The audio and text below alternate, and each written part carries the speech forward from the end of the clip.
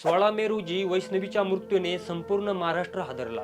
या प्रकरणामध्ये एक धक्कादायक माहिती समोर आली।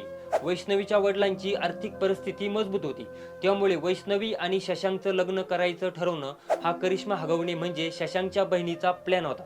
वैष्णवीला आपल्या घरची सून म्हणून आणायचं आणि तिच्या वडिलांकडून हुंड्यात जास्तीत जास्त पैसे उकळायचे हा करिश्माचा प्लॅन होता। तिनंच वैष्णवीच्या वडिलांना लग्नासाठी 1.5 कोटी रुपयांचा खर्च करायला लावला। वैष्णवीच्या घरच्यांना धमकावलं। या सगळ्यात निलेश चव्हाणचा वापर करून घेतला। तिनंच वैष्णवीचं बाळ निलेश चव्हाणच्या ताब्यात दिलं होतं, त्यामुळे तीच या प्रकरणात सूत्रधार आहे। शशांकला वैष्णवीशी प्रेम संबंध ठेवायला प्रवृत्त करत होती, असे आरोप करिश्मावर करण्यात येत आहे। मात्र कोर्टात हगवणे कुटुंबियाचे वकील विपुल दुशिंग यांनी तर एक वेगळाच दावा केलाय। त्यांनी वैष्णवीच्या चारित्र्यावर शिंतोडे उडवत असं म्हटलंय की वैष्णवीची स्वतःला संपवण्याची प्रवृत्ती होती। तिचे काही नको ते चॅट्स आम्ही पकडले आणि त्यामुळेच ती मानसिक तणावात होती। तिच्या मृत्यूला तीच जबाबदार आहे